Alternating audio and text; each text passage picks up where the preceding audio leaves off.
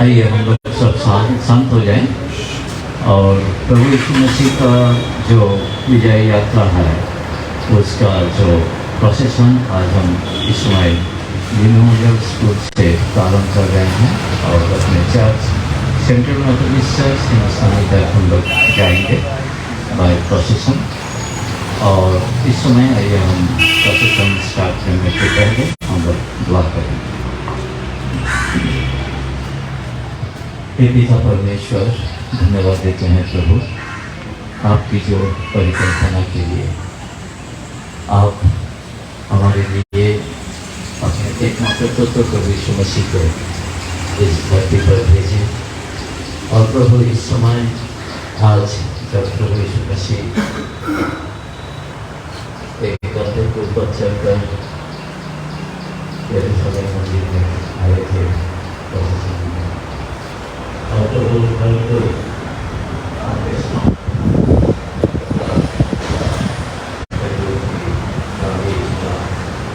नगर से जो पेड़ था उस पेड़ से डाली कर रास्ते पे बिछाया और प्रभु यीशु मसीह को एक राजा के रूप में वे स्वीकार किए और उनके साथ होशाना बोलते हुए प्रभु के साथ यरूशलेम मंदिर में गए।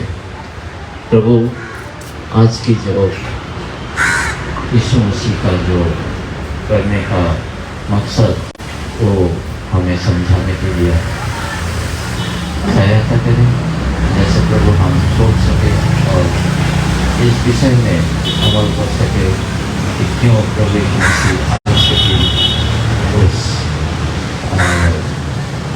मंदिर में गए थे।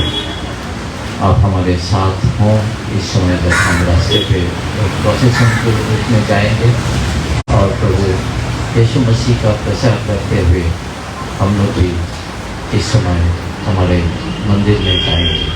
आप हमारे साथ हो और हमें चलने में सहायता करें, जैसे हम लोग का जो मकसद है वो पूरी हो और आपकी भी इच्छा पूरी हो। यीशु मसीह के नाम से मांगते हैं। जय मसीह की, जय मसीह की।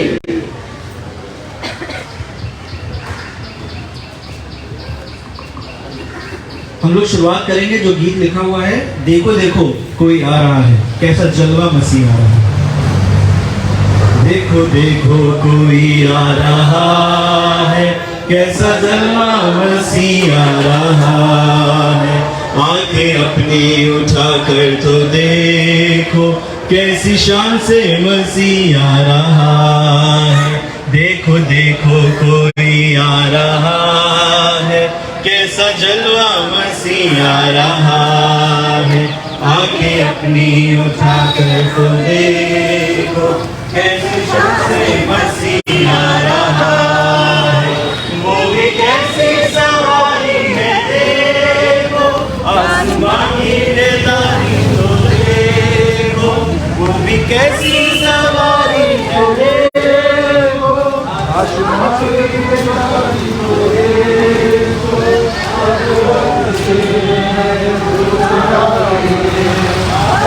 बाजते हैं धूप गाते हैं,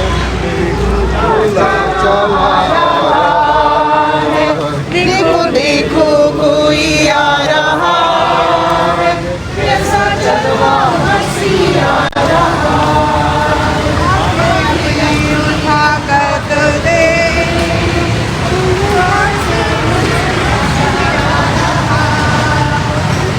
नहीं है वो बालों का सेहरा, वो तो पहने दूल्हे का सेहरा। नहीं है वो बालों का सेहरा, वो तो पहने है दूल्हे का सेहरा। माइक्रोफोन काम नहीं कर रहा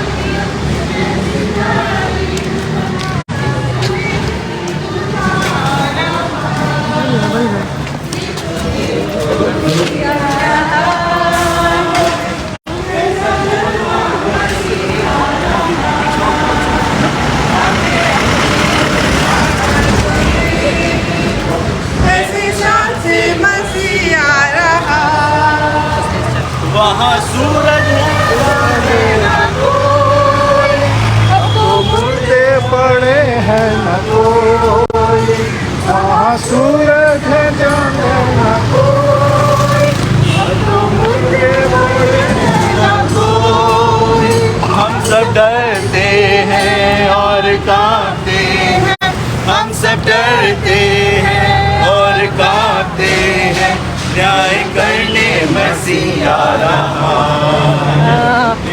मैंने बताया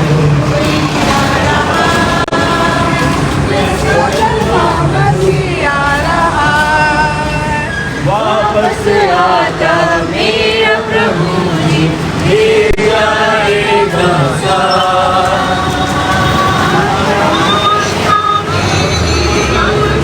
चलो तुम मेरे साथ, वापस आता मेरा प्रभु जी, ले जाएगा साथ। आशा मेरी अब तो यही है, चलो तुम मेरे साथ। जय जय प्रभु यीशु की, जय जय प्रभु यीशु की। हमको बचाने आया जगत में, उसकी स्तुति करो। आओ खुशी के गीत हो धरती आकाश।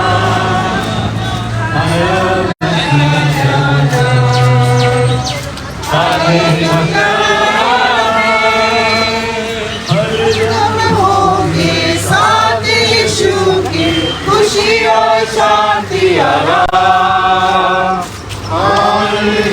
वो रहना तुम हरदम होंगे साथ यीशु की खुशी और शांति आएगा वो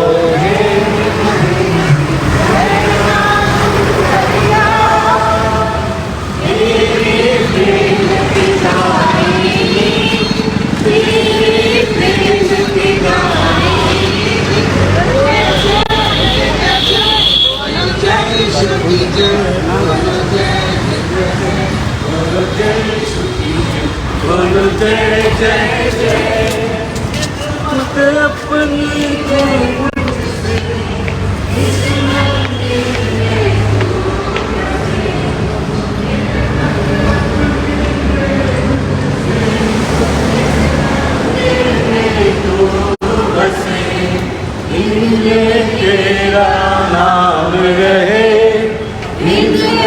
तेरा नाम रहे, बोलो जय बोलो जय यीशु की जय, बोलो जय जय, बोलो जय यीशु की जय, बोलो जय जय जय, बोलो जय यीशु की जय, बोलो जय जय, बोलो जय यीशु की जय, बोलो जय जय जय, बोलो जय यीशु की जय।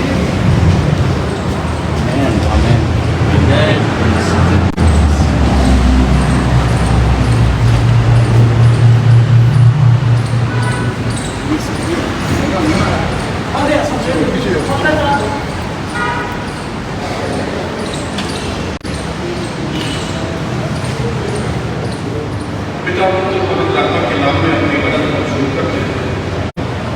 सबको जय मसीह की और आप संडे की हार्दिक शुभकामनाएं। आज का दिन मुबारक दिन, जिस दिन हमारा यीशु मसीह एक बड़े जलसे के साथ और बहुत ही जलवे के साथ यरूशलेम में प्रवेश करता है, और उसी की याद में आज हमने अपनी हैकल में परमेश्वर को मतलब स्थान देते हुए यहाँ पे हम आए, उसके लिए परमेश्वर का लाभ करने वाले हम खुदावंत के हुक्मों की पैरवी करें, उसकी इबादत करें और उसकी मदद का एहसास करते हैं। हम अपने आप को उसके लिए समर्पित करें। परमेश्वर सब फरमाता है, शांत हो जाओ और जान लो मैं ही परमेश्वर हूँ। उसका वचन कहता है, जहाँ भी 2 या 3 इकट्ठा है मेरे नाम में, मैं उनके बीच में हूँ। हम उसकी उपस्थिति का आभास करते हुए अपने आप को इस इबादत के लिए तैयार करें।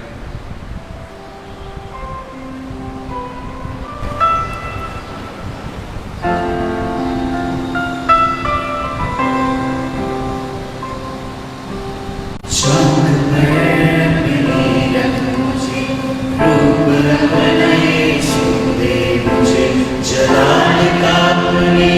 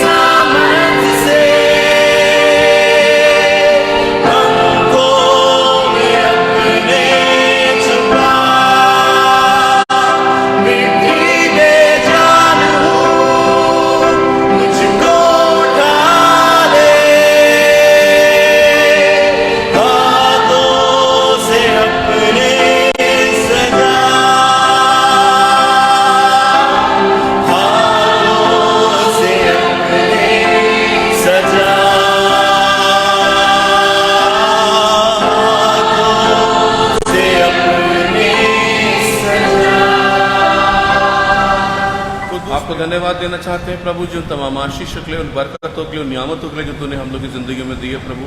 हम इस लायक भी नहीं है प्रभु जी कि तुझसे किसी प्रकार की कोई भी आशीष को पा सके प्रभु, लेकिन आप निरंतर हमसे प्रार्थना करते हैं, प्यार करते हैं प्रभु जी, हमारी प्रार्थनाओं का उत्तर देते हैं प्रभु जी, और इसीलिए प्रभु जी आपने हमको संभाल के रखा है प्रभु जी।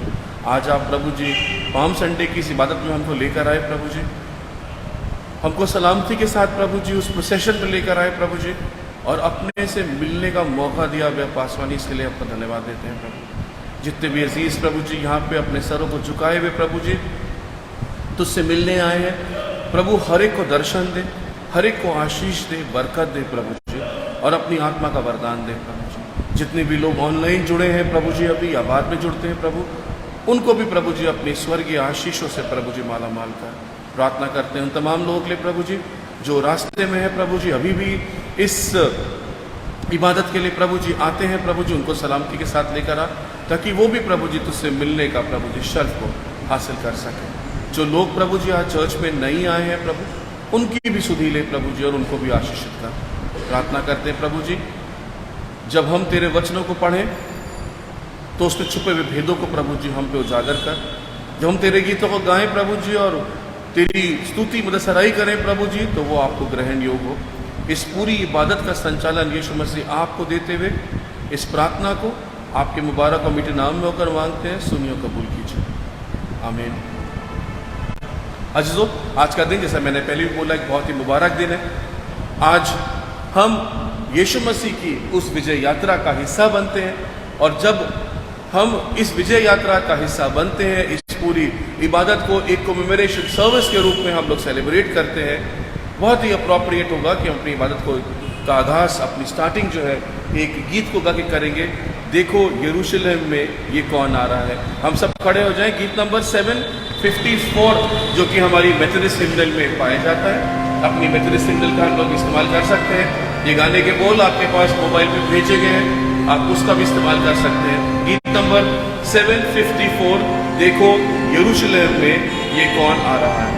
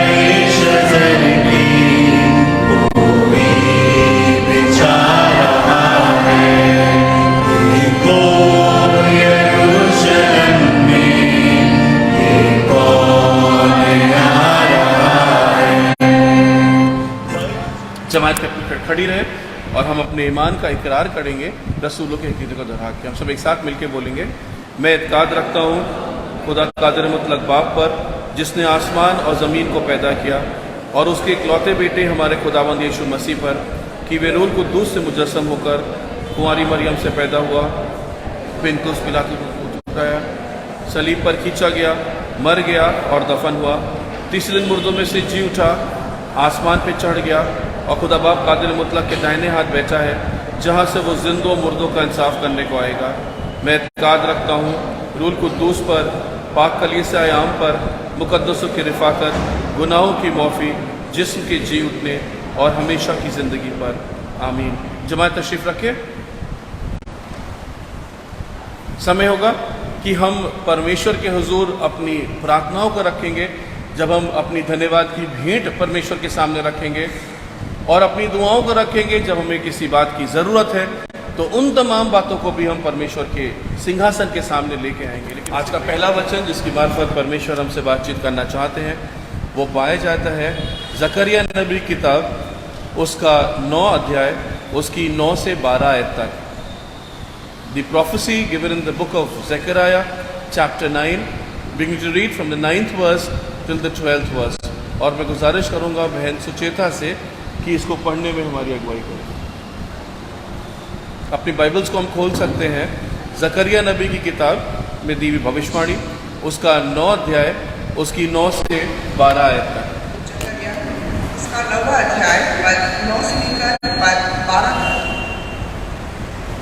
जहाँ भी इस प्रकार से लिखा हुआ है, हे सियोन बहुत ही मगन हो, हे यरूशलेम जय जयकार कर, क्योंकि तेरा राजा तेरे पास आएगा, वह धर्मी और उद्धार पाया हुआ है, वह दीन है और गधे वरन गधी के बच्चे पर चढ़ा हुआ आएगा। मैं एफ्रेम के रथ और यरूशलेम के घोड़े नष्ट करूंगा और युद्ध के धनुष तोड़ डाले जाएंगे, और वह जाति जाति से शांति की बातें कहेगा। वह समुद्र से समुद्र और महानद से पृथ्वी के दूर दूर के देशों तक प्रभुता करेगा। तू भी सुन, क्योंकि मेरी वाचा के लहू के कारण मैंने तेरे बंदियों को बिना जल के गड्ढे में से उबाल लिया है। हे आशा धरे हुए बंदियों, गढ़ की ओर फिरो, मैं आज ही बताता हूँ कि मैं तुमको बदले में दूना सुख दूंगा। परमेश्वर के वचन के पढ़े और सुने जाने में आशीष हो। आमीन।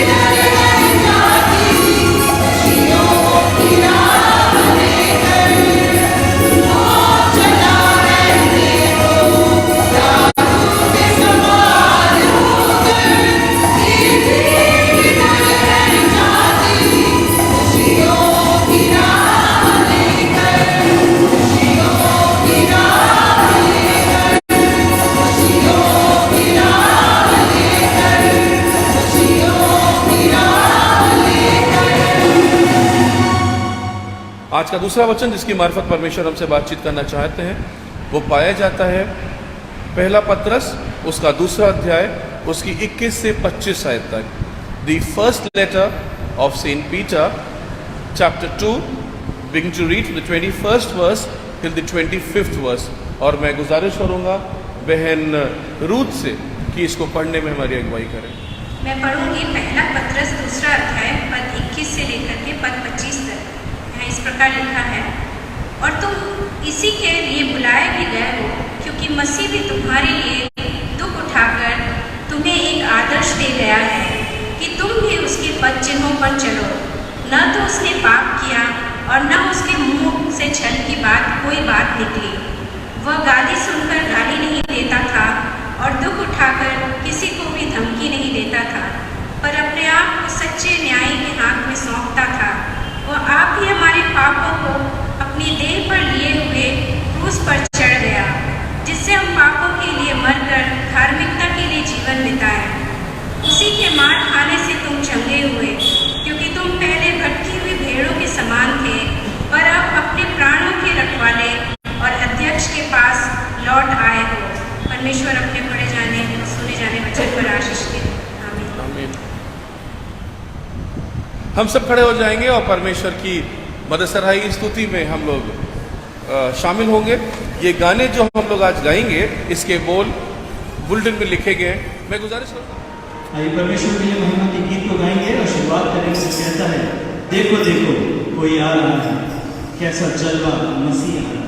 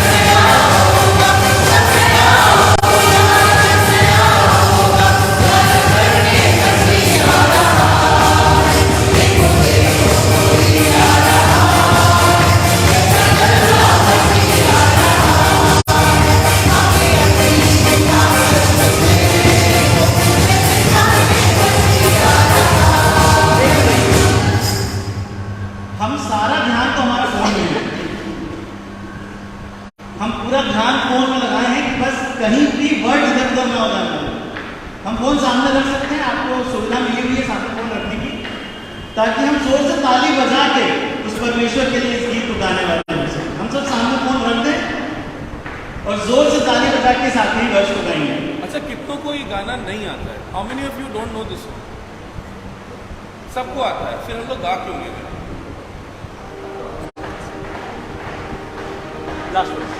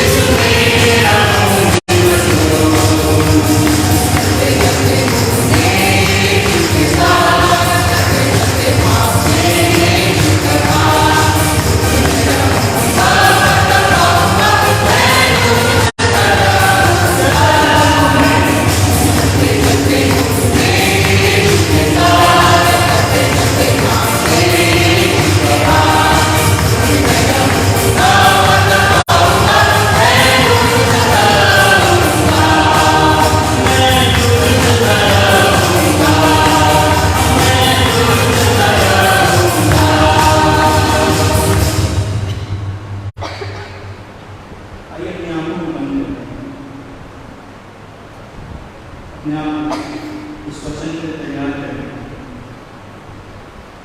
इसके माध्यम से आज परमेश्वर को सलाह देना चाहिए।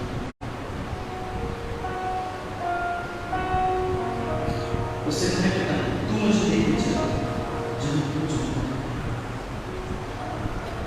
मैं तेरा हाथ थाम के उस मार्ग पर चल सकता हूँ। समझे Amen.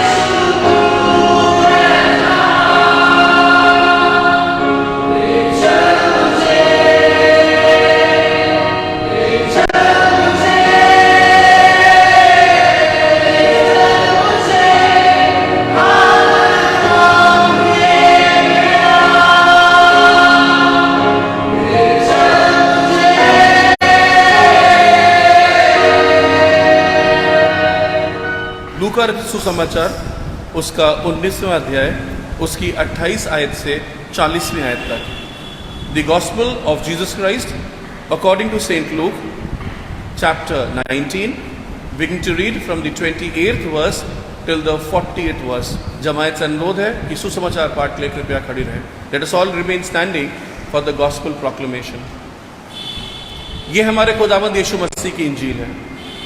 और जब वे जैतून नाम पहाड़ पर बेथफगे और बेथनिया के पास पहुंचा तो उसने अपने चेलों में से 2 को ये कह के भेजा कि सामने के गांव में जाओ और उसमें पहुंचते ही एक गधी का बच्चा जिस पर कभी कोई सवार नहीं हुआ बंधा हुआ तुम्हें मिलेगा, उसे खोल कर लाओ। और यदि कोई तुमसे पूछे कि क्यों खोलते हो तो ये कह देना कि प्रभु को इसका एक प्रयोजन है। जो भेजे गए थे उन्होंने जाकर जैसा उनसे कहा गया था वैसा ही पाया। जब वे गधी के बच्चे को खोल रहे थे तो उसके मालिकों ने उनसे पूछा, इस बच्ची को क्यों खोलते हो? उन्होंने कहा, प्रभु को इसका प्रयोजन है। वे उसको यीशु के पास ले आए और अपने कपड़े उस बच्ची पर डालकर यीशु को उस पर सवार किया। जब वे जा रहा था तो वे अपने कपड़े मार्ग में बिछाते जाते थे और निकट आते हुए जब वे जैतून पहाड़ की ढलान पर पहुंचा तो चेलों की सारी मंडली उन सब सामर्थ के कामों के कारण जो उन्होंने देखे थे आनंदित होकर बड़े शब्द से परमेश्वर की स्तुति करने लगे कि धन्य है वो राजा जो प्रभु के नाम से आता है, स्वर्ग में शांति और आकाश मंडली में महिमा हो। तब भीड़ में से कितने फरीसी उनसे कहने लगे, हे गुरु, अपने चेलों को डांट। उसने उत्तर दिया कि तुम में से मैं कहता हूं यदि ये चुप रहे तो पत्थर चिल्ला उठेंगे। ये हमारे खुदावंद यीशु मसीह की इंजील है। इसके पढ़े जाने, सुने जाने, दिल में रखकर अमल किए जाने पर बहुतायत से आशीष हो। आमीन।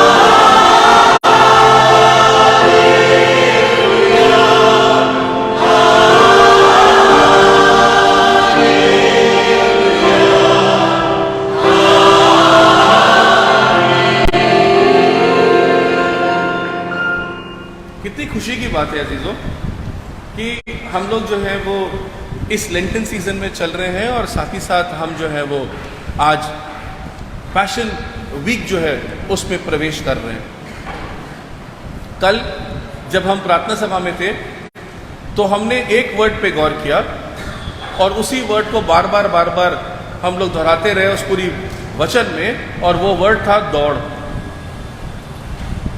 और आज जब से हमने अपनी इबादत को स्टार्ट किया तब से हम एक वर्ड पे गौर कर रहे हैं, वो है चल। ले चल मुझे, मैं नूर में चलता रहूं, मैं यीशु के साथ नूर में चलता हूं। वो दुल्हा जो आ रहा है, जो एक भविष्यवाणी है, एक पेशन गोई है, उसके बारे में हम लोगों ने गीत को गाया। और जब हम परमेश्वर के साथ हालेलुया का नारा लगाते हैं तो भी हम इसी बात का स्मरण करते हैं कि प्रभु हमको अपने संग संग लेके चल, ताकि हमारी रोजमर्रा की जो दौड़ है, हमारी रोजमर्रा की जो जिंदगी है, उसमें भी प्रभु तू हमारा सहायक बना रहे, हमारा हादी हो, हमारा मुहाफिज हो, ताकि जो भी हम काम करें प्रभु तेरी निगरानी में हो। एक महफूजियत का एहसास होता है, एक खुशी का एहसास होता है कि हमारे ऊपर परमेश्वर का साया है। It is God who is protecting us. मैं कोई भी काम करूंगा, मैं परमेश्वर को हाजिर नाजिर जान के उस काम को करूंगा। लेकिन बहुत बारी ऐसा होता है कि हम जो हैं वो अपने दोस्तों की, अपने लोगों की, अपने फ्रेंड्स की और दुनिया की बातों को सोचने लगते हैं। हम परमेश्वर की उपस्थिति का आभास नहीं करते, और वो समय होता है जब हम गलत काम को कर जाते हैं, जब शैतान हमारे पे हावी हो जाता है, और जब हमको दुनियावी बातें अच्छी लगती हैं और परमेश्वर की दी हुई हिदायतें जो है उससे हम दूर हो जाते हैं। तो हमारी जिंदगी चलती तो है, लेकिन परमेश्वर के साए में नहीं, परमेश्वर के साथ में नहीं, बल्कि परमेश्वर के विरुद्ध। और जब हम अपने आपे में आते हैं, तब हम रियलाइज करते हैं कि हकीकत में हम कहाँ पे थे और हमसे क्या गलती हुई। ये आभास इज वेरी वेरी इंपॉर्टेंट। आज का वचन जो हम लोग जिस पे गौर करेंगे वो है वो समय परमेश्वर की जिंदगी में, उसकी इस दुनियावी जिंदगी में, जिसके की बहुत ही अहम एक भूमिका है। हम लोग ने एक लेंटिन प्रेयर सर्विस में गौर किया था, बल्कि इनफैक्ट लास्ट संडे हम लोग ने गौर किया था लाजर के जी उठने पर। यह घटना भी यीशु मसीह के जीवन में 1 से 2 महीने के पहले हुई। आज के दिन से लगभग 1 से 2 महीने के बीच में यह घटना घटित हुई थी, जब यीशु मसीह ने लाजर को 3 दिन के बाद मुर्दों में से जीवित किया था।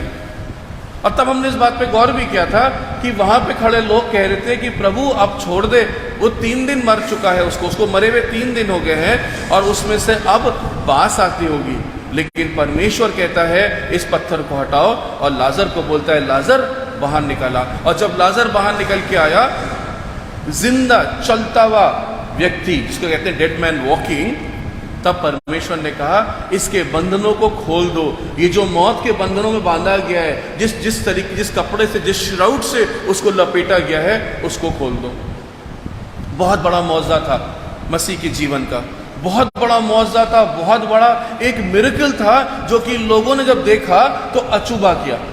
और वहां लिखा है उसी दिन से वो उसको पकड़वाने की मनसा करने लगे। वो उस दिन से जितने भी उसके अगेंस्ट से शैतान के लोग, जो शैतान था वो परेशान हो गया, और वो अपने लोगों के मार्फत इस बात की सोच करने लगे कि किस प्रकार से मसीह को अब हम मार दें। और वहां लिखा हुआ है, और इनसे बचने के लिए, उनको अवॉइड करने के लिए, क्योंकि उसको पता था कि उसका समय नहीं आया है, वो अफ्रेम के जंगलों में जाके रहने लगा।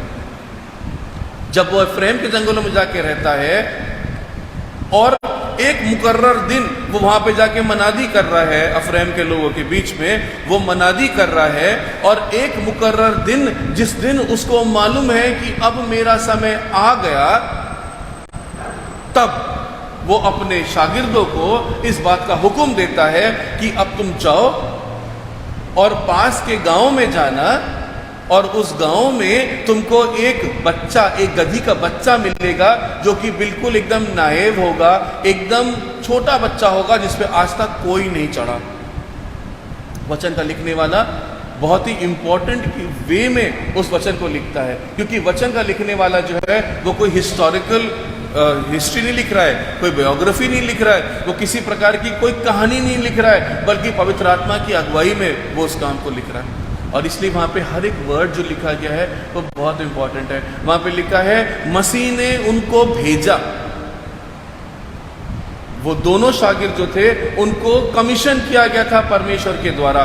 और आज जो हमारी श्रृंखला है, एक ट्रेडिशन हम लोग फॉलो कर रहे हैं अभी इन प्रेयर सर्विसेज में, कि हम उन चेहरों पे गौर कर रहे हैं, वो चेहरे जो कि सलीब के पास में थे, सलीब के आजू बाजू थे, उस समय में जब परमेश्वर का जिंदगी का, ये दुनियावी जिंदगी जो है उसका आखिरी चरण था। The last months of his life on this earth जो थे, उन चेहरों पे हम गौर कर रहे हैं। तो आज भी हम उन चेहरों पे गौर करेंगे जो कि उस समय मसीह के साथ साथ चलते फिरते थे।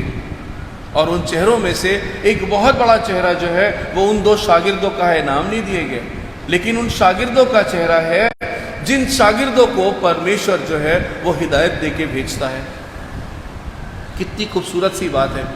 शागिर्द अपने मालिक का, अपने प्रभु का हुक्म को वो पूरी फर्माबरदारी के साथ निभाते हैं और वो उस गांव में चले जाते हैं। रीजनिंग नहीं करते, ये नहीं बोलते कि प्रभु हम कैसे जाके उस बच्चे को खोल के लिए आएंगे जबकि वो लोग हमको मारेंगे। किस गांव में जा रहे हैं? जान पहचान के लोग नहीं है, अननोन लोग के बीच में जा रहे हैं और काम कर रहे हैं। क्यों? क्योंकि प्रभु ने उनसे कहा है। They don't reason, they don't question, वो किसी प्रकार की कोई भी उससे जिरह नहीं करते। अभी हमको मेरे पेरेंट्स अगर बोले या हमारे अगुआ हमको बोले इस काम को करना है तो हम 10 बातें उनको बताएंगे, क्यों करनी है, कैसे करनी है, जाना है नहीं जाना है। उन्होंने बिल्कुल जिरह नहीं की। कितनी खूबसूरती की बात है। हमारा और आपके लिए भी एक हिदायत है यहाँ पे एक चेहरे से देखने की। Follow what he says because he knows what he is doing. और वहां पे लिखा हुआ है, लूका इस बात को लिख रहा है बहुत ही खूबसूरती के साथ, जो भेजे गए थे 32वें, जो भेजे गए थे उन्हें जाकर जैसा उनसे कहा गया था वैसा ही पाया।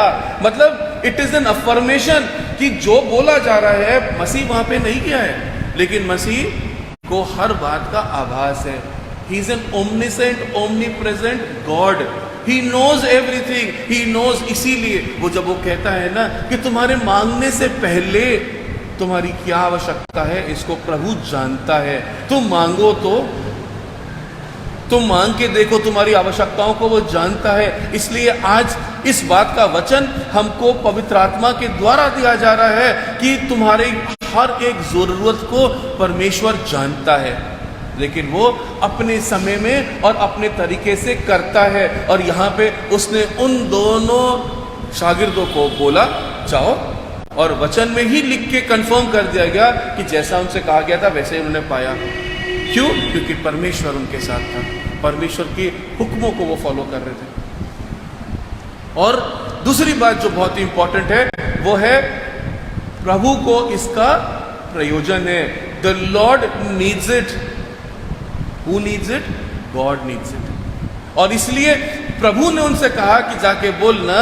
उन्होंने जाके उन और चेहरों से बातचीत करी जो मालिक है, जिनकी पोजेशन को लेके जा रहे हैं।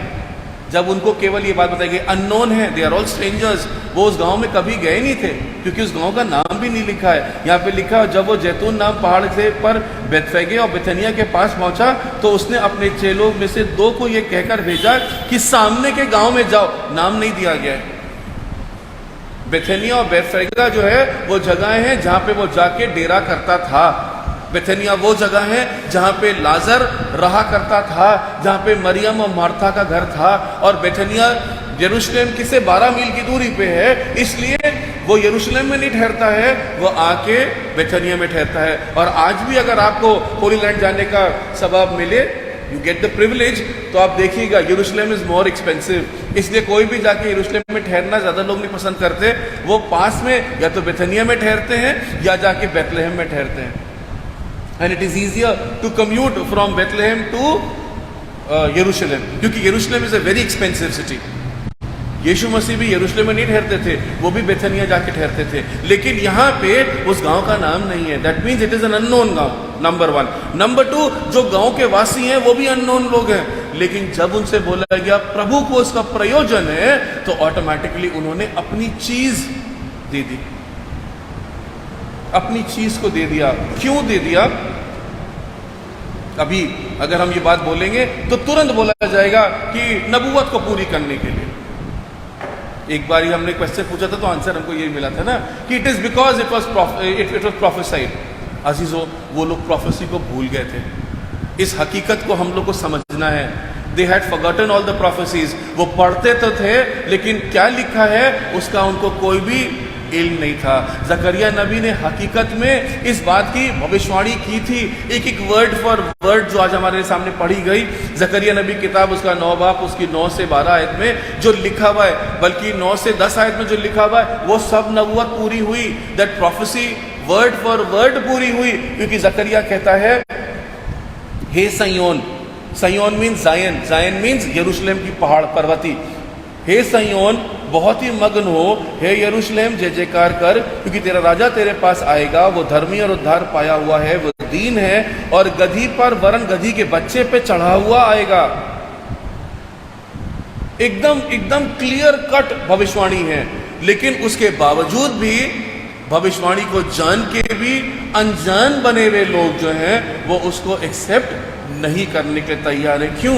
क्योंकि उनके ऊपर तो इन दुनियावी बातों का पर्दा पड़ा हुआ है, उनके ऊपर सारी उन चीजों का पर्दा पड़ा है जिसको कि वो धर्म मानते हैं। लेकिन हकीकत में धर्म के मानने वाले परमेश्वर से बहुत दूर होते हैं, क्योंकि हमारी अपनी डॉक्ट्रिन्स, हमारे अपने रिचुअल्स, हमारी अपने दस्तूर हमको इतना ज़्यादा कटिबद्ध कर देते हैं, इतना बांध देते हैं कि हम परमेश्वर की हकीकत से बहुत दूर हो जाते हैं। और वो मैं किसी धर्म के ऊपर लांछन नहीं लगा रहा हूँ, बल्कि कोई भी धर्मी हो, आप वचन को पढ़ना कम और वचन के जो सिखाए हुए जो नियम कानून है उसको ज़्यादा करेंगे। हमको सारे जितने भी रिचुअल्स हैं उसको करना ज़्यादा अच्छा लगता है, लेकिन वचन को पढ़ना कम हो जाता है। और वचन के भी हम कौन से सेक्शंस को पढ़ते हैं, जैसे हम लोग देख लीजिए अभी चर्च में ही होता है, क्या करते हैं हम लोग को गीतों को गाना है, हमको इतना ढेर काम करना है, 1.5 घंटे की सर्विस है, उसके अंदर सब कुछ करना है, तो हम पता कि बाइबल पे कॉन्सेंट्रेट करने के हम केवल कुछ आयतों को ले लेते हैं और हम उन्हीं आयतों के बारे में प्रचार करते हैं, उन्हीं आयतों के ऊपर हम लोग गौर करते हैं। यही कारण था कि वहाँ पे जो यहूदी जो थे वो शरीयत को इतना ज़्यादा मानने लगे थे, शरीयत के कामों को इतना मानने लगे थे, अपने आप को राजबाज प्रूफ करने के लिए वो दशवांश देते थे, वो उपवास रखते थे, वो सारे उन रिवाजों को मानते थे। जब हमने पढ़ा था भीड़ के बारे में भी हम लोग जानेंगे, वो इतना ज़्यादा अपने पवित्र मानते हैं कि पिलातुस के किले में नहीं प्रवेश करते क्योंकि वो नापाक हो जाएंगे। उनका कहना था कि पिलातुस एक नापाक व्यक्ति है, वो गैर यहूदी है, इसलिए उससे अगर वो बातचीत करेंगे, उसके पास अगर आ जाएंगे तो वो नापाक हो जाएंगे। कितनी मिथ्या की जिंदगी जी रहे थे वो लोग, कितनी गलत फीलिंग थी उनकी। और इसीलिए परमेश्वर जो है वो हमको और आपको इन लोगों के द्वारा हिदायतें दे रहा है, वो हमसे और आपसे बातचीत कर रहा है कि देखो तुम वचन के पढ़ने वाले ही नहीं बल्कि वचन पे चलने वाले बनो। चलना वर्ड आ गया। जब हम मसीह के साथ साथ चलते हैं, जब हम परमेश्वर के साथ साथ चलते हैं, तो उसकी हर एक बताई हुई आज्ञा को हम फॉलो करते हैं, केवल अपने को राजबाज प्रूफ करने के लिए नहीं। चैरिटीज करना इज नॉट जरूरी, बट परमेश्वर के साथ संबंध को स्थापित करना इज जरूरी। यदि हमारी जीवन से मसीह दिखता है तब हकीकत में हम मसीह होते हैं। नाम के मसीह और रिवाज के मसीह से कोई फायदा नहीं है। और इसीलिए जब यहाँ पे इतनी बड़ी पेशन गोई हुई, उस पेशन गोई को वो नहीं समझ रहे हैं, लेकिन परमेश्वर जो है वो पेशन गोई को जानता है। वो जानता है कि उसका समय आ गया और इसीलिए उसने अपने शागिर्दों को वहाँ भेजा और कहा कि उस गधी के बच्चे को लेके आ जाओ। और जब उनसे कहा गया कि परमेश्वर को इसका प्रयोजन है तो उन्होंने उस बच्चे को जाने दिया। जब वो लोग उस बच्चे को लेके आए तो उसके ऊपर अपने कपड़े उन्होंने डाल दिए ताकि परमेश्वर उस पर बैठ जाए। एक बहुत ही अनहोनी सी घटना, भाई साहब ने अपनी प्रार्थना में इस बात को बोला भी था, एक बहुत ही अनहोनी सी घटना। अपने 3.5 साल की मनादी में यीशु मसीह केवल पैदल चला। मसीह अपनी पूरे इस जीवन काल में केवल पैदल चला। उसने कभी भी किसी भी सवारी का उपयोग नहीं किया। लेकिन आज कितनी अजूबे की बात है कि पैदल चलने वाला परमेश्वर जो कि पूरे इजराइल में, पूरे यरूशलेम के आजू बाजू जितने भी शहर हैं उसमें फर्क जगहों पे मनादी करता है, पैदल जाता है। लेकिन आज वो एक सवारी का उपयोग कर रहा है। एक बड़ी अजूबे की बात थी, लेकिन वो इसलिए था क्योंकि परमेश्वर को उस पेशन गोई को पूरा करना जरूरी था, परमेश्वर को। लेकिन शागिर्द लोग जो हैं उनको इस बात का आभास नहीं है, जो लोग उनके साथ हैं उनको इस बात का आभास नहीं है। अब आप इमेजिन कर सकते हैं, एक सवेरे का समय है, बहुत अर्ली मॉर्निंग है, और उस अर्ली मॉर्निंग लोगों को यरूशलेम जाना है। Why are they going to Jerusalem? इसलिए यरूशलेम जा रहे हैं वो लोग क्योंकि वो मसीह के साथ नहीं जा रहे हैं, मसीह उनके साथ जा रहा है, वो मसीह के साथ नहीं है। समझिएगा मतलब, जैसे आज हम लोग कार के पीछे चल के आ रहे हैं, ऐसा नहीं था। कार अगर हमारे साथ साथ चलती वो बात सही थी, क्योंकि जलूस जा रहा था और वो जलूस मसीह को लेके नहीं जा रहा था। वो जलूस इसलिए जा रहा था क्योंकि कल जो गुजरा कल है वो एक सबत का दिन था। इट वॉज अ सैटरडे, और सबत के दिन कोई भी काम करना मना था, दस्तूर। सबत के दिन कोई भी काम करना मना था, इसलिए उनको यात्रा करने की भी पाबंदी थी, उनको मनाही थी। इसलिए वो लोग जो लोग यरूशलेम, और फसह का पर्व था, फसह के पर्व को मनाने के लिए हर यहूदी को, चाहे वो दुनिया के किसी कोने में क्यों ना हो, उसको यरूशलेम में आना जरूरी था। They had to come to Jerusalem, but बीच में एक छुट्टी का टाइम पड़ गया जिस समय वो चल नहीं सकते थे, इसलिए उनको जहां कहीं भी वो थे वो वहां पे रुक गए। They stopped over there। और अब जब संडे की सवेरे हो गई, सप्ताह का पहला दिन जब अर्ली मॉर्निंग हो गई, तो वो अपनी अपनी यात्राओं को फिर से प्रारंभ करते हैं।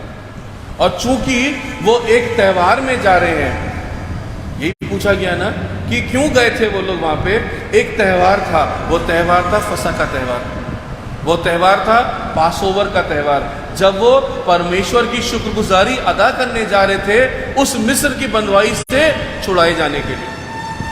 मिस्र में परमेश्वर ने उनको बंधुआई से छुड़ाया था, इसीलिए यहाँ पे जकरिया नबी के वचन में भी इस बात के बारे में लिखा हुआ है। जब वो उस पहाड़ के पास आने लगे तो उनके मन में वाली फीलिंग आने लगी जैसे हमारे अंदर आती है। जब हम खुश होते हैं तो हमारे अंदर परमेश्वर के गीतों को गाने का मन करता है। We are happy, so we start praising God. इसलिए वो प्रार्थना कर रहे थे, इसलिए वो जबूरों को गा रहे थे। और जो जबूर जो वो गा रहे थे, they were singing psalms, they were not praising anyone, they were praising God. क्योंकि उनको इस बात का इल्म नहीं है कि उनके साथ में खुद नजात उनकी चल रही है, बल्कि वो तो यरूशलेम में जा रहे हैं उस फसह को मनाने के लिए जिसको कि उनको करने के लिए रिवाज था। और इसीलिए यहाँ पे लिखा हुआ है, और निकट आते हुए जब वो जैतून पहाड़ की ढलान पर पहुंचे तो चेलों की सारी मंडली उन सब सामर्थ के कामों के कारण जो उन्होंने देखे थे आनंदित होकर बड़े शब्द से परमेश्वर की स्तुति करने लगे। They are singing praises to thank God for all the blessings that they've received। गिन गिन के स्तुति करूंगा बेशुमार तेरे दानों के लिए, ये तो गाना हम लोग गाते हैं ना। और जब हम इस गाने को गाते हैं तो क्यों गाते हैं? क्योंकि उस समय आपके मन में आता है कि हाँ, I need to thank God, प्रभु तूने इस तरीके से, इस अद्भुत रीति से मेरे पर आशीष बरसाई, इसलिए तुझे धन्यवाद दे रहा हूं। तो हर व्यक्ति जो है वो धन्यवाद की बातों को करता जा रहा है, और उस सारी धन्यवाद की बातों के बीच में मसीह भी है। अब यहां पे फिर चेहरे आते हैं। किन के चेहरे? एक बड़ी भीड़ है जो कि मसीह के साथ चली आ रही है, धन्यवाद के देती हुई उन तमाम आशीषों के लिए जो परमेश्वर ने उनके ऊपर बरसाए। हो सकता है उसमें वो लोग भी होंगे जिनको गलील में यीशु मसीह ने चंगा किया था, वो लोग होंगे जिनकी परेशानी से उनको नजात दी थी परमेश्वर ने, क्योंकि परमेश्वर तो मौजे करता फिरता था ना। तो जब वो मौजे कर रहा था तो गलील में वो भीड़ जो यीशु मसीह के पीछे है, अब आप इमेजिन करिए एक भीड़ चली आ रही है, उस भीड़ में बीच में यीशु मसीह है, एक भीड़ है जो कि उसके पीछे पीछे उसके साथ साथ चली आ रही है, और उस भीड़ में वो लोग शामिल हैं जिन्होंने उसके द्वारा किए हुए मौजों को एक्सपीरियंस किया है। उसमें ऐसे लोग हैं जो परमेश्वर को धन्यवाद देने जा रहे हैं क्योंकि उनकी जीवन में परमेश्वर ने अच्छे काम किए, तो वो अपने बच्चों के साथ, अपने फैमिलीज के साथ धन्यवाद देने जा रहे हैं। ये है धन्यवादी भीड़ जो थैंक यू बोलती है। और जब थैंक यू बोलने वाली भीड़ यरूशलेम के निकट आ रही है तो यरूशलेम के अंदर जो लोग रह रहे हैं उनको भी इस बात की खबर मिली कि एक मन्नाद एक नबी जो कि बड़े बड़े मौजे करता फिर रहा था गांव-गांव में, वो यरूशलेम के अंदर आ रहा है। तो बहुत से ऐसे लोग होंगे, बहुत से ऐसे चेहरे होंगे जो कि यरूशलेम से निकल के बाहर गए होंगे देखने के लिए कि ये कौन है। तमाशबीन, दो चेहरे, एक चेहरा उन लोगों का जो कि खुशियों के साथ परमेश्वर की मददसराई करता चला आ रहा है, एक चेहरा उन लोग का जो कि यरूशलेम में ऑलरेडी रह रहे थे, the elite, the rich and the famous, जो कि बाहर निकल के आए होंगे देखने के लिए, केवल तमाशा देखने के लिए कि इतना बड़ा जलसा चला आ रहेगा, कौन लोग हैं। जैसे आज सवेरे की जब हम चले आ रहे हैं तो हम लोग परमेश्वर की स्तुति गान करते आ रहे हैं, हम उस प्रोसेशन का हिस्सा हैं, we are participating, we are singing praises to God. एक वो चेहरा है, और एक वो चेहरा है जो कि लड़के रोड के उस क्रॉस, कितनों ने देखा उनको वीडियो रिकॉर्डिंग कर रहे थे, क्योंकि उनको एक रील बनाना ज्यादा भाया। एक अंकल जो कि अपनी स्कूटर छोड़ के, जिनके साइड में साइड बर्न्स थे, खड़े होके उन्होंने बहुत देर तक उस प्रोसेशन को देखा, उनको समझ में नहीं आ रहा क्या है। और बहुत से ऐसे लोग थे जिन लोग उस प्रोसेशन को देखे, क्रॉस को देखे, तो ऐसे ऐसे कर रहे थे। बहुत से ऐसे लोग हैं। अब आप इमेजिन करिए, जब यरूशलेम के अंदर भीड़ चली आ रही है तो उस भीड़ में भी इसी प्रकार के डिफरेंट लोग थे, हर की अपना परसेप्शन, हर का अपना नजरिया। आप उस भीड़ में किस ग्रुप को बिलोंग करेंगे? क्या आप मसीह को अपने जीवन में एक्सपीरियंस करने के बाद उसको राजाओं का राजा और प्रभुओं का प्रभु घोषित करेंगे, या आप भी उस भीड़ के समान हैं जो कि केवल खड़े होकर तमाशा देख रही थी कि हाँ एक जलूस आ रहा है तो उस जलूस को हम भी देख लेते हैं। रील्स ऑफ कोर्स उस समय नहीं थी, लेकिन लोगों ने मन में तो रील बनाई होगी, अपनी आंखों के कैमरा से उसको कैप्चर अवश्य किया होगा, केवल एक झलक देखने के लिए कि कौन है वो नबी, क्यों इतनी बड़ी भीड़ आ रही है, क्यों वो लोग गाना गा रहे हैं। और क्या गाना गा रहे हैं वो लोग? होसन्ना के नारों से जग गूंज उठा। ये तो गाया ना अभी क्वायर ने, होसन्ना। होसन्ना का मतलब क्या था? होसाना इन द हाईएस्ट का मतलब क्या था? परमेश्वर की स्तुति। लेकिन एक्चुअल में होसन्ना का मतलब, जो हालेलुया का मतलब जो है वो क्या है? होसन्ना का मतलब है हम पे दया कर, have mercy on us. It is not a praise, but on the contrary, it means, oh God, have mercy on us. हे प्रभु हम पे दया कर। तो बहुत से ऐसे लोग थे उस भीड़ के अंदर जो अपनी दुआओं को परमेश्वर के उस होली ऑफ होलीज के सामने रखने जा रहे थे।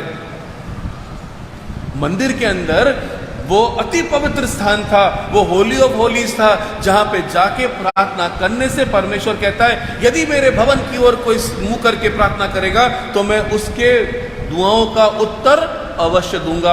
अब वो लोग जहमत उठा के उस पवित्र स्थान में जा रहे हैं ताकि वहां जाके वो अपनी भेंट चढ़ा सके और प्रार्थना कर सके। परमेश्वर से मिलने जा रहे हैं। विडंबना तो यह है कि परमेश्वर उनके साथ चल रहा है और उनको इस बात का इल्म नहीं। चलते चलते नूर में यीशु के साथ, चलते चलते थामते उसका हाथ। क्या आप उसका हाथ थाम रहे हैं, या आपकी नजर तो केवल कलीसिया पे लगी हुई है, आपकी नजर तो केवल आगे लगी हुई कि हमको ये काम करना है, हमको नजात मिल जाएगी। मसीह हमारे साथ चल रहा है और कह रहा है मेरे उठाने वालों, बोझ दबे लोगों, मेरे पास आओ, मैं तुम्हें आराम दूंगा। हम उसको नहीं देखते, हम अपनी धुन में ही लगे हुए हैं, हम अपनी राजबाजी के काम में लगे हुए हैं। लानत है ऐसी जिंदगी पे जो कि मसीह के होते हुए भी मसीह को ना पहचाने। किस चेहरे को हम अपना बनाएंगे, हम किस चेहरे के अंदर होंगे, ये हमको समझना है। एक और चेहरा उन फरीसियों का जिनका सत्ता डावाडोल हो रही है, और इसलिए वहां पे लिखा हुआ है कि उनमें से कितने ऐसे फरीसी थे। अब कैसे फरीसी हो सकते हैं उनके साथ? हकीकत ये थी कि मंदिर में जो काम करने वाले, मंदिर क्या था? मंदिर was basically a very big establishment, एक बहुत बड़ा एस्टैब्लिशमेंट, और उस बड़े एस्टैब्लिशमेंट के अंदर बहुत से पुरोहित लोग होते थे। There were lot of priests, और इन प्रीस्ट की ड्यूटी लगती थी। इस समय तक ये प्रेयर वॉरियर्स रहेंगे, मैं नाम नहीं लूंगा, मैं किसके बारे में बता रहा हूं। और जैसे ही टाइम खत्म होगा उनकी ड्यूटी खत्म, दूसरे आके बैठ जाते हैं, फिर वो फोन पे बात करने लगते हैं आपसे। वो आपसे प्रार्थना करेंगे, लेकिन अगर घंटी बज गई, उनका टाइम खत्म, दूसरा ग्रुप आएगा, तब तक ड्यूटी चेंज के बीच में अगर आपकी प्रार्थना जाएगी तो वो आपको होल्ड पे कर देंगे। हमारे जो अटेंडेंट्स हैं वो अभी बिजी हैं, आपकी कॉल थोड़ी देर में अटेंड की जाएगी। अच्छा, तो ठीक उसी प्रकार से मंदिर की भी स्थिति थी। मंदिर के अंदर पुजारी लोग जो थे वो वहाँ पे कार्यरत रहते थे। जब उनकी ड्यूटी चेंज होती थी तो दूसरी शिफ्ट आके अपने काम को करने लगती थी, क्योंकि दिन भर की भीड़ थी और ये तो फसा का पर्व था, फेस्टिवल का टाइम था, पूरे टाइम ड्यूटी चेंज होती थी। पुरोहित लोग यरूशलेम में नहीं रहते थे, पुरोहित लोग यरूशलेम के बाहर रहते थे। उनके क्वार्टर्स जो थे वो यरूशलेम के बाहर थे और इसीलिए वो लोग अपने क्वार्टर्स से निकल के अपनी ड्यूटी पे आ रहे थे। ये वो लोग थे जो लिखा है ना, उनमें से कितने ऐसे फरीसी थे जिन लोग उससे कहने लगे, हे प्रभु अपने लोगों से बोलो कि इतना शोर ना मचाएं, वी आर गेटिंग डिस्टर्ब। क्यों? क्योंकि वो तो नबी लोग, वो थे ना, प्रीस्ट थे, तो उनको दिखाना था अपने आप को कि हम कितने होली हैं। और हम जाएंगे, वो जब यात्रा कर रहे हैं तो हम शोर शराबा नहीं करते, हम केवल कॉन्सेंट्रेट करते हैं, हम बड़े पवित्र हैं, हम शांति से प्रार्थना करते चले जा रहे हैं। तो उनको लग रहा था कि प्रभु की अगर उपासना हो रही है तो वो डिस्टर्बेंस है। क्यों? क्योंकि वो चाहते थे कि सब लोग उनको देखें, वो इतने पवित्र लोग हैं तो उनकी उपासना करो, प्रभु की उपासना मत करो। तो जब लोग होसन्ना का नारा लगा रहे हैं तो उनका जो ध्यान है वो टूट रहा है। It is not that they were concentrating on God. Had they been concentrating on God, they would have also joined this group and said, "Praise the Lord, thank you Jesus." But उन्होंने नहीं किया। क्यों? क्योंकि उनको तो अपनी उपासना ज़्यादा अच्छी लगती थी, इसलिए उन लोगों ने इस बात को बोला। वो कहते हैं तब भीड़ में कितने फरीसी उनसे कहने लगे, हे गुरु अपने चेलों को डांट। और मसीह क्या कहता है? मसीह कहता है यदि ये चुप रहे तो पत्थर चिल्ला उठेंगे। और वही हो रहा है हकीकत में। जब हम मसीही लोग प्रचार करने में रुकते हैं तो आप देखिए प्रभु का काम रुकता नहीं है। When we will fail, God will rise up somebody else and that person will do the प्रचार। प्रचार प्रभु का कहीं नहीं रुकेगा। ट्रैक्ट से कल परसों की एक गवाही थी, मिस्टर मुर्मू के घर में प्रेयर हो रही थी, तब एक अंकल शेयर कर रहे थे इस बात को और वो कहने लगे कि मूंगफली के जो पैकेट था, मूंगफली का पैकेट जो है उसको पढ़ के, क्योंकि वो ट्रैक था, वो एक मसीही मैगजीन का से निकाल के वो मूंगफली का पैकेट बनाया गया था। कह रहे हैं वो मूंगफली के पैकेट को जब पढ़ा तो उसको पढ़ के मेरे को इंटरेस्ट आया कि मैं और बाइबल को करूं। मेरे पास पैसे नहीं थे और कि मैं बाइबल खरीद सकूं, और मैं वहां पे खड़ा हुआ था, मैं बहुत ही परेशान था। मैंने सोचा था मुझे बाइबल चाहिए, मुझे कैसे मिलेगी बाइबल, इतनी उत्सुकता थी। और कह रहे तब वहां पे खड़े फादर ने पूछा मुझसे, क्यों पूछा फादर ने? मैं फादर को नहीं जानता, फादर मुझे नहीं जानता, लेकिन फादर ने मुझसे पूछा बेटा तू क्या चाहता है? मैंने बोला मेरे पास पैसे नहीं है, मैं किताब खरीद लूँ। उसने कहा तुम्हें पैसे की जरूरत नहीं है, और उसने मुझे एक बाइबल दे दी और मैंने बाइबल को पढ़ना चालू किया और उसके बाद मैं परिवर्तित हो गया, मेरा जीवन परिवर्तित हुआ। और कहते हैं कि मैं कन्वर्ट हुआ, मेरे परिवार वाले कन्वर्ट नहीं हुए, मेरे परिवार वाले कन्वर्ट नहीं हुए, लेकिन मैं निरंतर उनके लिए प्रार्थना करता रहा। और फिर भाई जो था उनका जब वो बीमार हुआ और वो हॉस्पिटलाइज हुआ और उसको डॉक्टर ने जवाब दे दिया, जब उसकी सारे रास्ते बंद हो गए तब उसने अपने भाई को बुलाया, अलाउ कर दिया कि आओ तुम आके मुझसे बातचीत करो। तो भाई वहां जाता है और उनके लिए प्रार्थना करता है, और प्रार्थना करते ही साथ वो भाई भी चंगा हुआ। और तब पूरे परिवार ने, बड़े भाई ने छोटे भाई की हिदायत के द्वारा परमेश्वर को ग्रहण कर लिया, एक केवल एक ट्रैक के वसीले से। ये कोई स्टोरी नहीं है, ये एक व्यक्ति की अपनी बायोग्राफी है जो वो शेयर कर रहे थे उस दिन मिस्टर मुर्मू के घर में। And we were all so very inspired by that. At least जितने लोग सुन रहे थे, we were really inspired by that biography. इस तरीके से अद्भुत से परमेश्वर काम करता है। तो यदि हम अपने घरों में बैठे रहेंगे तो परमेश्वर का काम रुकेगा नहीं, कार्य होगा, कार्य होगा। और आप सोते रहो तो परमेश्वर कहता है ना, जागते रहो, प्रार्थना करते रहो, क्योंकि समय निकट है, समय आ गया है। मसीह का प्रवेश करना बहुत जरूरी है। It is very important that he enters into our lives. और जो आखिरी चेहरा है वो चेहरा और किसी का नहीं है, वो चेहरा स्वयं प्रभु का है। वो प्रभु जो सब कुछ जानता है, वो प्रभु जो नजात देने आया, वो प्रभु जो कि यरूशलेम में जिसको नहीं प्रवेश करना चाहिए था, क्योंकि उसको मालूम है कि उसके लिए what is in store for him in यरूशलेम। उसको इस बात का स्मरण है, क्योंकि वही तो तैयारी करके पूरी आया था। उसको मालूम है कि आज से 4 दिन के बाद जब सारी दुनिया जो है फसह का पर्व मना रही है, जब सारी दुनिया जो है वो खुशियां मना रही होगी, उस समय मुझे कितना लान तान किया जाएगा, उसको इस बात का इल्म है। और इसीलिए वो कहता है कि मुझसे मेरे प्राण कोई लेता नहीं, बल्कि मैं अपने प्राणों को स्वयं देता हूं और देके वापस ले लेने का अधिकार रखता हूं। यह है हमारा जीवता परमेश्वर। कोई बड़ी बात नहीं बोलता वो, लेकिन जो कुछ भी बोलता है वो बिल्कुल पुख्ता बोलता है, एकदम करेक्ट बोलता है। हमारा हृदय क्या कहता है? क्या हम उस जीवते परमेश्वर को अपने हृदय रूपी मंदिर के अंदर प्रवेश करने देंगे? यह है एक्चुअल में पाम संडे की जरूरत।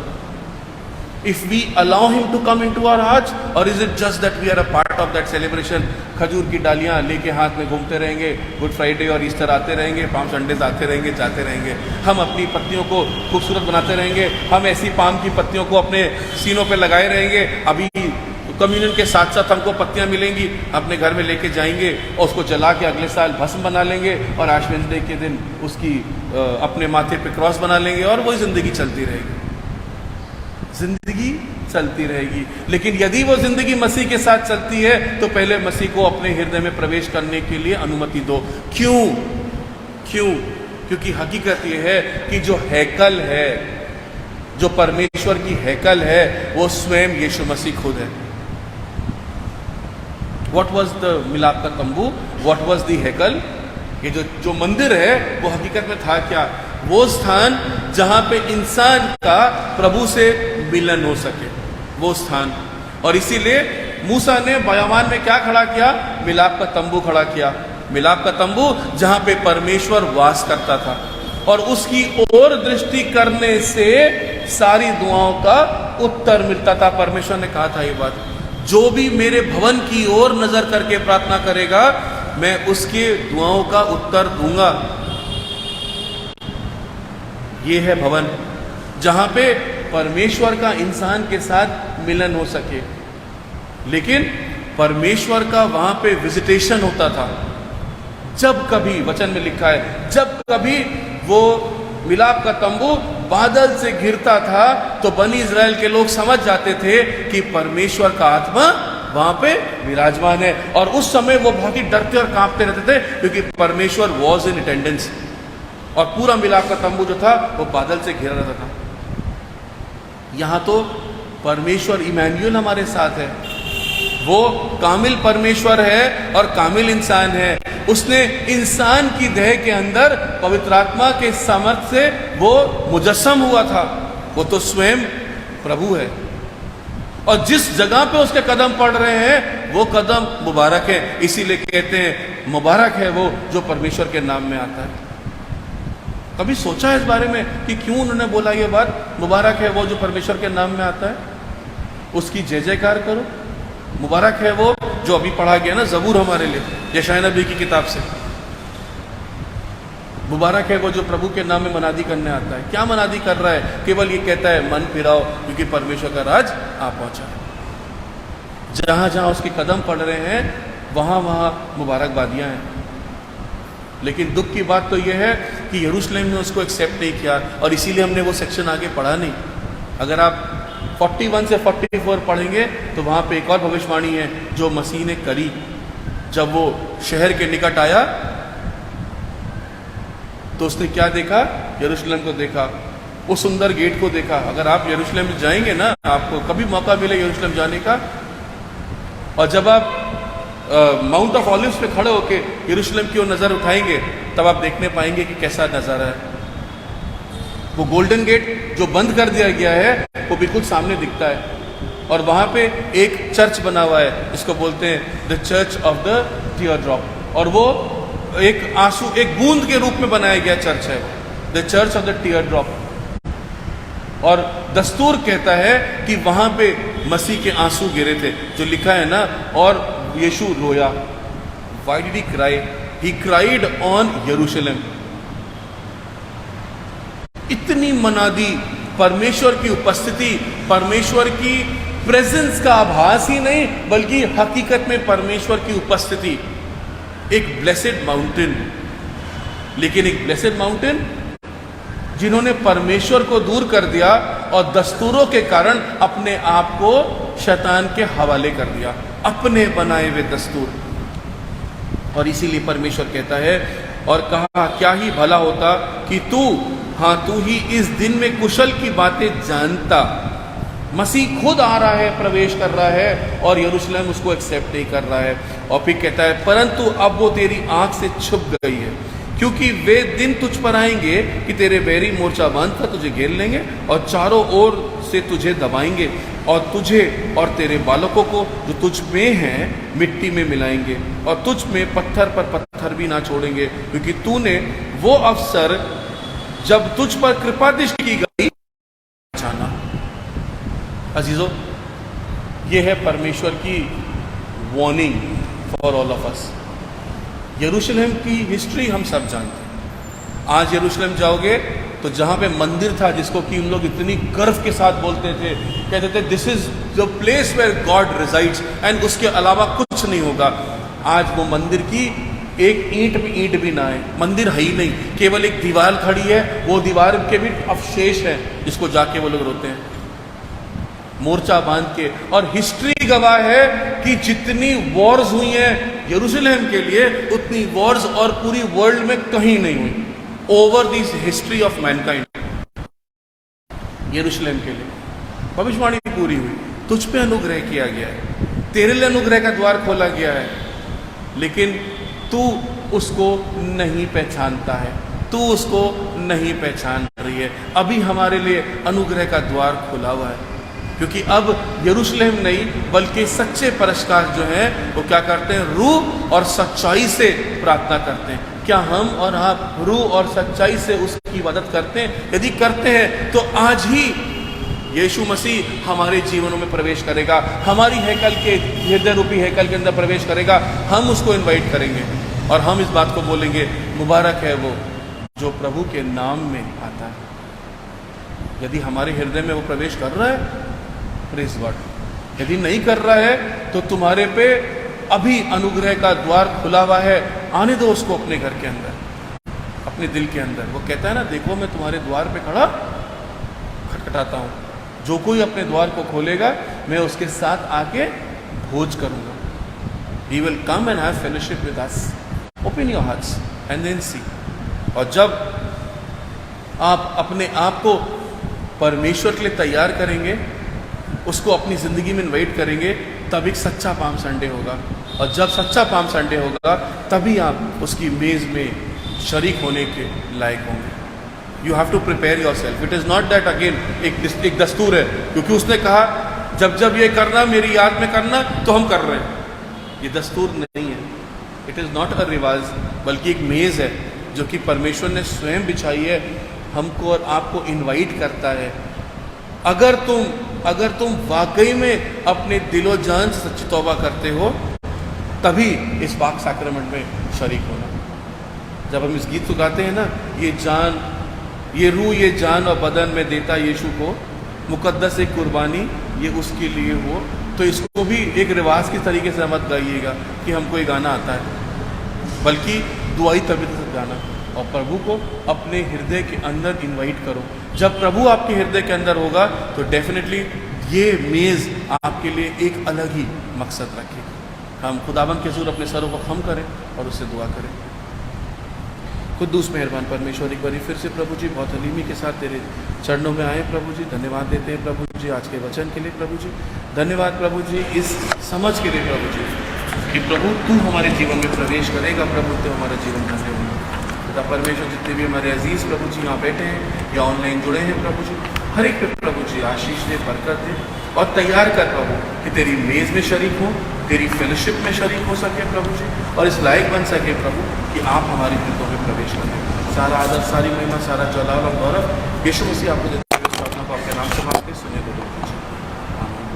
खुदा के इतने नाम जो सारी समझ से बाहर है, तुम्हारे दिलों और ख्यालों को खुदा की ओर और उसके बेटे हमारे खुदाबंद यीशु मसीह के पहचान और मोहब्बत में महफूज रखे और कादिर मुतलक खुदा बाप और बेटे और रूह कुद्दुस की बरकत तुम्हारे दरमियान में हो और तुम्हारे साथ अवध तक रहे। आमीन।